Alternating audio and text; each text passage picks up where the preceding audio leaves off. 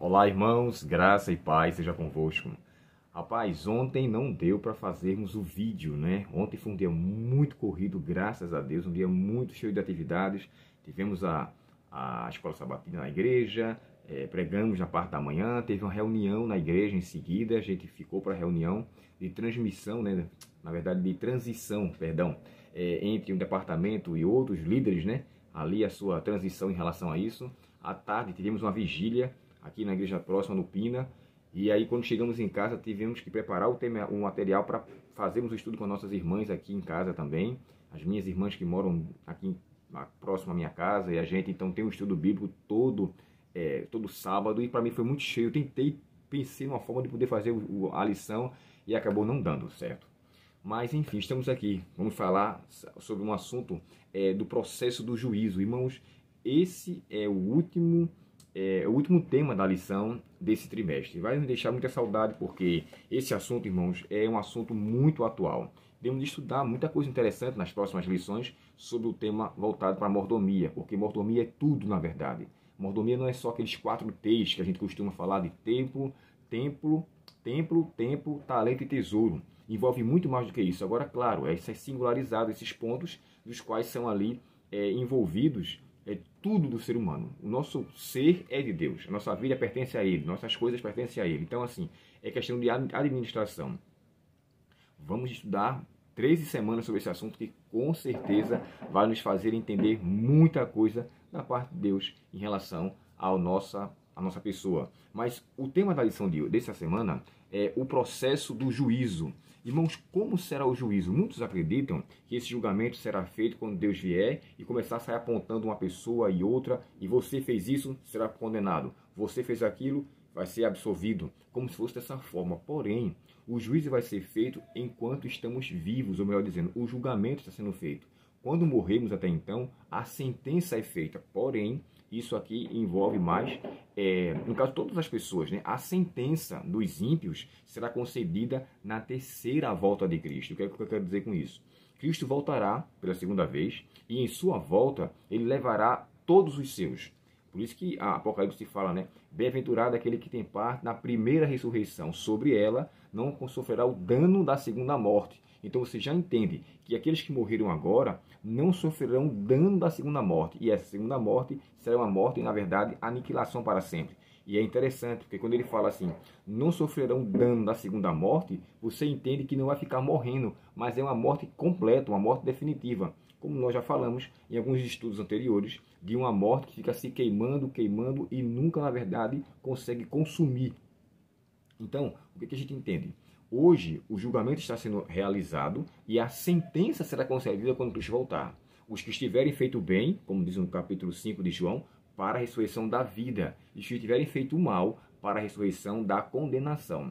Nesse aspecto, irmãos, existe um tempo entre uma ressurreição e outra. A ressurreição inicial é a ressurreição dos salvos. E esse que é tratado com os perdidos será só após os 1000 anos, onde todos os salvos estarão com Cristo no céu e dará então a sua sentença para com os ímpios. A gente vai falar um pouco sobre isso mais adiante no decorrer da lição dessa semana.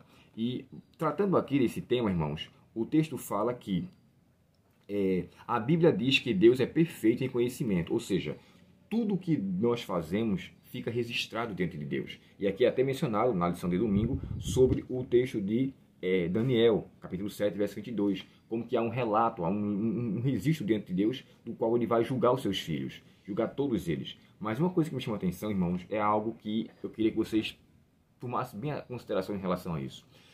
Todos os nossos atos, os nossos pensamentos, os nossos desejos, aqueles pecados secretos, tudo isso é descrito.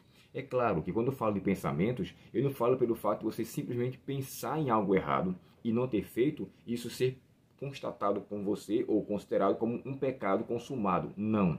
Uma coisa é você pensar no mal, outra coisa é você se demorar naquele pensamento e desejar com que aquilo aconteça. Eu queria com vocês aqui ler alguns textos do livro Grande Conflito. E por favor, irmãos, se tiverem tempo essa semana, arrume um jeitinho, 10 minutos, 5 minutos, durante cada dia dessa semana e estude, leia com afinco esse capítulo aqui, ó. o juízo ou o grande juízo investigativo. Leia esse capítulo, por favor. Esse capítulo vai nos ajudar muito a entender a seriedade que tem o juízo em relação à nossa condição de vida. Lembre-se que quando Jesus falou que ele enviaria o Espírito Santo também tinha o propósito de, ao vir a substituir Cristo aqui na terra, nos fazer considerar que existe um juízo. Lembra que ele falou? E ele convencerá o mundo do pecado, da justiça e do juízo. Então, assim, quando eu escuto o Espírito Santo me dizendo, Abel, não faça isso, você, agindo dessa forma, será contado como alguém que está em falta no tribunal de Deus. Então, é o Espírito Santo que me alerta. Se eu escolho algo errado, se eu desejo algo errado, se eu elaboro, planejo uma coisa errada, isso compromete a minha salvação. E o Espírito Santo vai me alertar que vai vir um acerto de contas, que vai vir um momento onde as coisas, na verdade, da parte de Deus, serão esclarecidas. E o que eu irei poder fazer em relação a isso? Não poderei fazer mais nada, porque o tempo de graça que eu tive, eu infelizmente não fiz bom uso dela. Então, eu quero ler com vocês aqui, na introdução da lição de sábado, talvez o vídeo de hoje fique um pouquinho extenso, mas eu quero que ele fique explicativo e você entenda o conceito aqui sobre esse assunto. Olha só, o grande conflito, na página 482, o texto diz assim: a obra de cada homem passa em revista perante Deus e é registrada pela sua fidelidade ou infidelidade. Ao lado de cada nome nos livros do céu estão escritos com terrível exatidão toda má palavra, todo ato egoísta, todo dever não cumprido e todo pecado secreto, juntamente com toda artificiosa hipocrisia, advertências ou admoestações enviadas pelo céu e que foram negligenciadas, momentos desperdiçados, oportunidades não aproveitadas, influência exercida para o bem ou para o mal, juntamente com seus resultados de vasto alcance. Tudo é historiado pelo anjo relator. Sabe, isso me faz entender e tremer, Pai Celestial. Eu tenho feito isso aqui e lá no meu íntimo eu sei qual é a minha intenção. Irmãos, Deus conhece o nosso coração. Não adianta querer esconder de pai, mãe, esposa, marido, filhos, aquilo que Deus o vê. Sabe, Deus é a única pessoa, irmãos, que faz uma radiografia de nossa alma. Ele conhece o que vai dentro do nosso coração. As intenções, quando são feitas com ações aparentemente boas, Deus a conhece. E eu vou ler para vocês esse texto. Olha só, na página 483 do mesmo capítulo, só para vocês ficarem com mais esclarecimento, o capítulo é 28, tá? Porque as edições mudam e às vezes até o título muda, né? Na minha tradução aqui, nessa versão, é o grande juízo de investigação. E capítulo 28, qualquer livro Grande Conflito, capítulo 28, você vai encontrar. Até no livro A Grande Controvérsia, se você tiver também, o capítulo em si é o mesmo. Agora, observe aqui, ó. Ao abrirem-se os livros de registro no céu, é passado em revista perante Deus a vida de todos que creram em Jesus, começando pelos primeiros que viveram na terra. Nosso advogado apresenta os casos de cada geração sucessiva, finalizando com os vivos. Todo nome é mencionado, cada caso minuciosamente investigado. Observe isso aqui. Quando alguém tem pecados que permanecem nos livros de registro, para os quais não houve arrependimento nem perdão, seu nome será apagado do livro da vida, e o relato de suas boas ações nunca mais existirão. O Senhor declarou a Moisés: aquele que pecar contra mim, a este riscarei eu do meu livro. Deixa eu só explicar aqui. A expressão aquele que pecar contra mim não é um ato de pecado, mas a expressão pecar é um gerúndio, aquele que peca pecando, aquele que vive em pecado. É como João chegou a falar, né? Porque aquele que é de Deus não peca, porque o que é filho de Deus não peca. Então a expressão não pecar não considere como um ato, mas aquele que vive na prática do pecado. E o pecar ali não é só um ato isolado, mas é uma ação contínua de resistência à voz do Espírito Santo. Eu quero ler com vocês mais outra página aqui, 486. Olha isso aqui. Pecados de que não houve arrependimento e de que não foram abandonados não serão perdoados nem apagados dos livros de registro, mas ali permanecerão para testificar contra o pecador no dia de Deus. E aqui eu vou fechar com vocês esse ponto que eu mencionei anteriormente. As trevas da noite mais escura, os segredos de todas as artes enganadoras não são suficientes para velar do conhecimento do Eterno um pensamento que seja. Deus tem um relatório exato de toda conta injusta e de todo negócio desonesto. Nossos atos, palavras e mesmo nossos mais secretos intuitos, tudo tem o seu peso ao decidir-se ao destino, para a felicidade ou para a desdita. Desdita quer dizer desgraça. Ainda que enriquecidos por nós, darão conta do seu testemunho para nos justificar ou condenar. O oculto egoísmo humano permanece manifesto nos livros do céu. Ali verão quantas vezes, irmãos, isso aqui eu guardo no seu coração. Observe só isso que é dito. Ali verão quantas vezes foram cedidos a Satanás o tempo, o pensamento, a força, os quais pertenciam a Cristo. Triste é o relato que os anjos levam para o céu. Seres inteligentes, seguidores professos de Cristo, estão absortos na aquisição de posses mundanas ou no gozo dos prazeres terrenos. Dinheiro, tempo e força são sacrificados na ostentação e na condescendência própria. Irmãos, isso aqui deve nos fazer refletir e muito. Deus conhece o nosso coração. Então, se eu estou ouvindo a voz, estou rejeitando, tudo isso vai ficar historiado e vai ser dito com terrível exatidão. Estou achado em falta. Eu agora estou em uma condição adversa na minha vida. Vez após outra, o Espírito Santo falou ao meu coração e eu resisti. Por isso eu apelo a você hoje, pelo amor de Cristo. Se hoje você ouvir a voz do Espírito Santo, não resista. Aquele que quer te guiar a vida, ele quer te preparar para o céu. O texto de Isaías 30, 21 diz assim, ó, e o teu ouvido ouvirá por detrás de ti uma voz dizendo, este é o caminho, andai por ele. Então faça-o valer a voz do seu amigo chamado Espírito Santo. E aqui tem um texto de João, Mateus 25, agora para o domingo, tá? Tem um texto de Mateus 25, verso 31 a 46 e João 5, 21 a 29. Observe que o autor aqui, ele menciona uma coisa que eu pesquisei antes de ler o texto. Depois que eu li o texto, eu disse, rapaz, estava aqui tão claro e eu tive que quebrar a cabeça. Enfim, porque antes de responder qualquer questão aqui, eu vou pesquisar em umas fontes confiáveis para poder ter uma explanação melhor. Mas embaixo ele falou, inclusive esse texto aqui, ó, que está no verso 24 do capítulo 5 de João, a tradução NVT traz essa ênfase. Porque o texto fala assim, ó, fala do volta de Cristo e do seu julgamento. Porém, o verso 24, quando é dito que aquele que é de Deus não entra em juízo, aí você pensa assim, peraí, se não entra em juízo, logo ele vai estar em uma situação favorável. Só que esse termo juízo, irmãos, não deve ser levado em consideração como o juízo de julgar. O texto diz assim, ó, capítulo 3 e o verso 24. 18 e 24. 18 diz assim, quem nele crê não é julgado, o que não crê. Quem nele crê não é julgado. O que não crê já está julgado, porquanto não crê no nome do unigênito do Pai. Agora, veja o capítulo 5 e o verso 24 da Bíblia atualizada. Diz assim, em verdade vos digo, quem ouve minha palavra e crê naquele que me enviou, tem a vida eterna. Não entra em juízo, mas passou da morte para a vida. Aí você pergunta, mas Abel, como assim não entra em juízo? Ele por acaso vai ser absolvido de algo que não vai ser avaliado?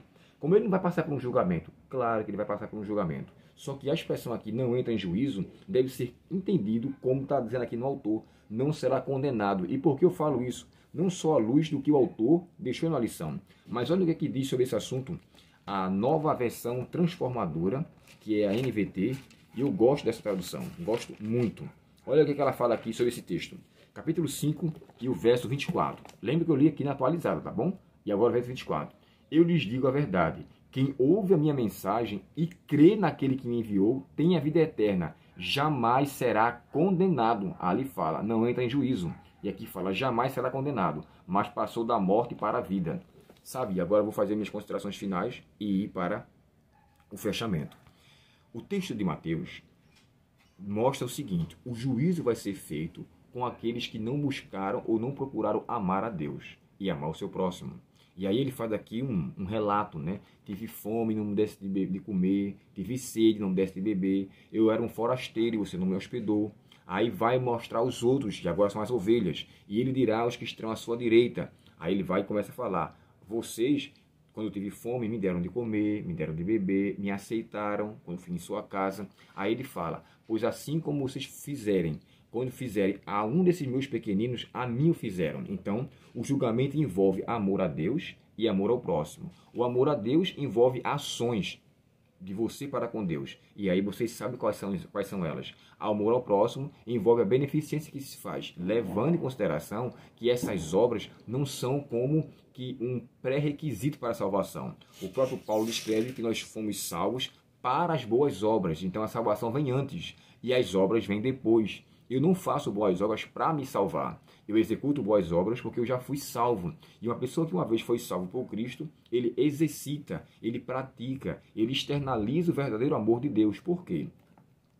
A Bíblia descreve, irmãos, no capítulo 24 de Mateus, que por se aumentar a iniquidade, o amor se esfria. Então, se o amor se esfria, o centro de tudo é o amor.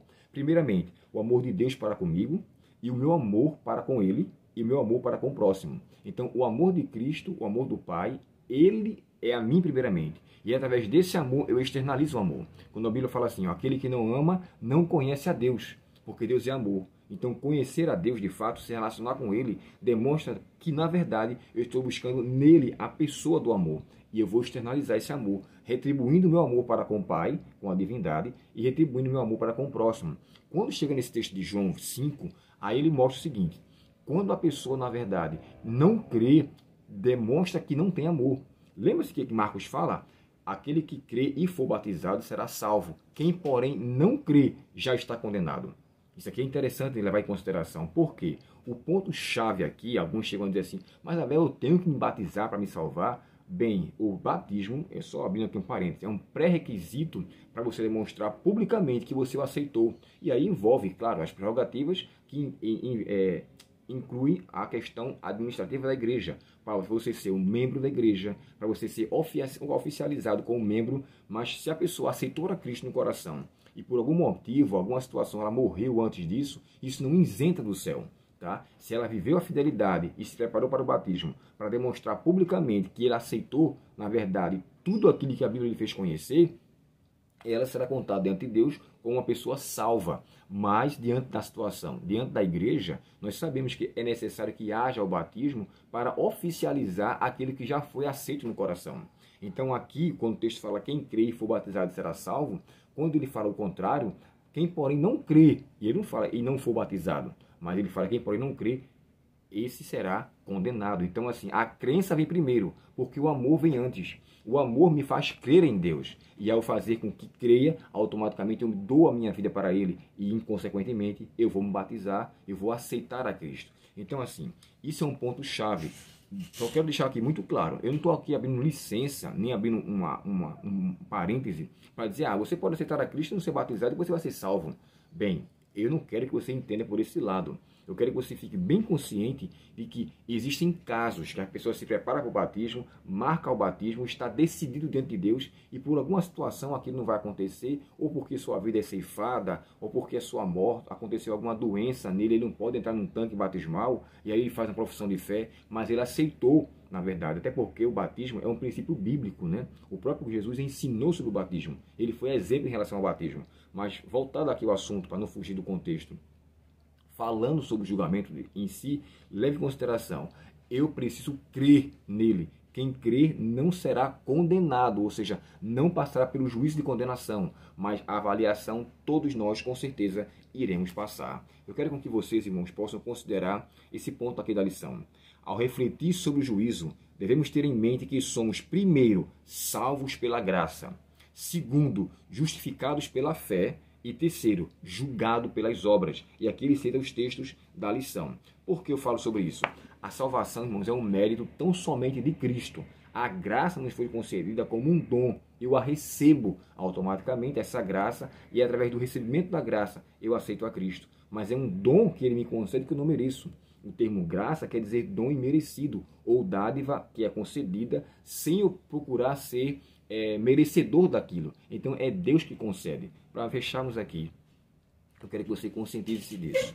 A salvação é dada pela graça, eu tenho que levar em consideração que as minhas obras contribuem para a minha salvação, não para ser salvo, mas elas revelam, na verdade, se eu fui convertido ou não, né? Quando o próprio Jesus falou no Sermão do Monte, pelos seus frutos os conhecereis. São as minhas ações que demonstram, na verdade, se eu sou convertido ou não. São as minhas palavras, são o meu comportamento, é o meu testemunho. Ele mostra, na verdade, se eu fui salvo por Cristo ou se eu vivo uma vida de hipocrisia, uma vida de falsificação. Que Deus, portanto, nos livre de vivermos uma vida sem sinceridade, uma vida sem transparência, mas que em Cristo possamos ser novas criaturas e, sendo novas criaturas com Ele, Ele habita em nós e gera em nós o desejo de fazer a sua vontade. Oremos ao Senhor nesse momento. Querido Pai Celestial, te agradecemos, Senhor, pela oportunidade de estarmos mais uma vez tratando sobre um assunto tão delicado que envolve o juízo de tudo que vai acontecer, Senhor, daqui para frente. Que nós possamos, Pai, ter o cuidado de nos comportarmos de tal maneira que o julgamento do Senhor para nós seja um momento de alegria, de absolvição, um momento de satisfação. Que os nossos pecados sejam perdoados, que nós possamos nos arrepender de verdade, que possamos buscar no Senhor sermos transformados por Tua graça. Concede-nos, ó Pai, esta bênção e nos ajuda a considerar que estamos diante de um juízo que vai ocorrer e assim prestarmos conta de nossa mordomia, nossos feitos, nossos atos. Nós te pedimos essas bênçãos em nome de Jesus. Amém.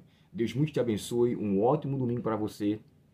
Curta nossos vídeos, se inscreva, compartilhe. E se tiver alguma dúvida, escreva aqui no chat, fale aqui embaixo nos comentários e faça a sua objeção ou seu comentário se você achar necessário. Deus muito te abençoe e até nosso próximo estudo. Até logo.